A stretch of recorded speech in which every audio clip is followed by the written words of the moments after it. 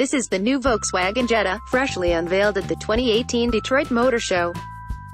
Before you get too attached to it, it won't be coming to the UK. Is that a great shame? It all depends on how much you like the looks. Previous Jettas have been little more than a golf saloon, and probably a bit dumpier than their hatchback base, but this one is a little more svelte. It's probably not as coupe-like as VW would like you to believe, but it's smart enough. The Jetta is VW's best-selling car in America.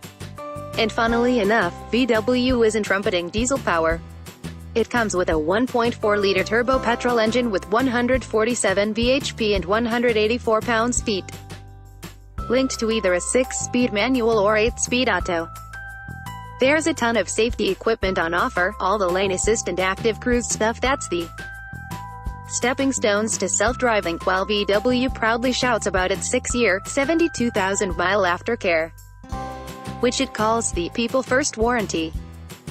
Like tech, VW's digital cockpit is on the options list, as is comprehensive phone link-up, Apple CarPlay, Android Auto and Mirror Link, and a 400-watt Beats stereo. The Jetta is longer and wider than before, with most of its extra length in the wheelbase. VW describes it as fun to drive.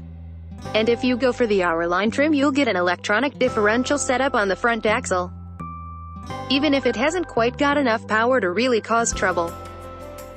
Perhaps VW should bring back the Jetta GTI to compensate. Then we'll start the campaign to get it to Britain.